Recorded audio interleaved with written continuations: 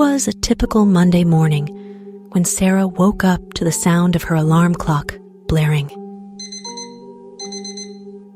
She groaned, rolled over, and slapped the snooze button, giving herself 5 more precious minutes in bed.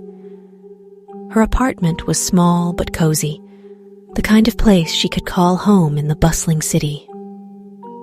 As she finally dragged herself out of bed, she glanced out of her bedroom window, enjoying the view of the quiet street below.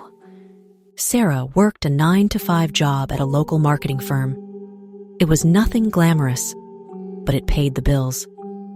Her morning routine was as mundane as they come: shower, coffee, breakfast, and then off to catch the bus. On her way out, she glanced at the window again and froze. For a split second, she thought she saw a face staring back at her from the window across the street. She shook her head and laughed at herself. "Just your imagination," she muttered. The day at work was uneventful, and by the time she got home, she had forgotten all about the strange morning. She settled into her evening routine of dinner and a TV show. As she was about to turn in for the night, she caught a glimpse of the window again. There it was, the face, just for a fleeting moment, before disappearing into the darkness. Sarah's heart raced. Who could it be? She wondered. But exhaustion got the better of her, and she eventually fell asleep. The next few days followed the same pattern. The face would appear at random times, always at night, always just for a moment. Sarah became increasingly paranoid. She started closing her curtains tightly and double-checking her locks. But even that didn't help.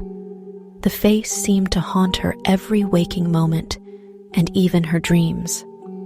One evening, determined to get to the bottom of this, Sarah decided to confront her fear. She turned off all the lights in her apartment and positioned herself by the window, peering out into the street below. She waited, heart pounding, eyes straining in the darkness. Hours passed, and just as she was about to give up, she saw it again. But this time, the face was clearer, more distinct.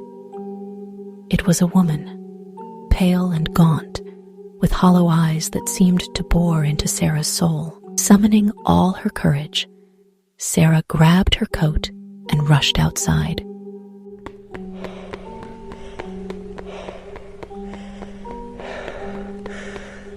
She crossed the street and stood in front of the building where she had seen the face. The building was old and decrepit, with a for sale sign hanging loosely from the front door. She pushed the door open and was greeted by a musty smell. The interior was dark and abandoned, cobwebs hanging from every corner. Sarah climbed the creaky stairs, each step echoing in the silence.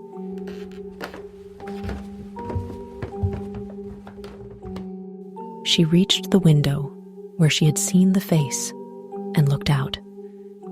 Her apartment was clearly visible from here. She turned around, expecting to see an empty room, but instead, she was met with the sight of old photographs strewn across the floor. She picked one up and gasped. It was a picture of the woman she had seen, standing in front of what looked like her apartment, but years ago. The woman had lived here once, she realized. As she sifted through the photographs, a chill ran down her spine. She found a diary and started to read it. The entries were disturbing. The woman had lived here alone, just like Sarah, and had become increasingly paranoid about someone watching her. The last entry was the most chilling.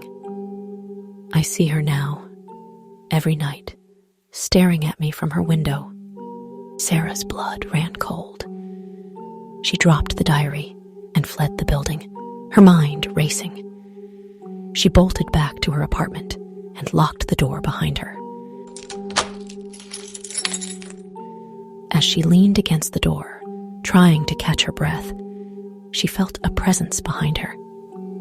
Slowly, she turned around, and there, standing by her window, was the woman from the photographs, her hollow eyes staring into Sarah's.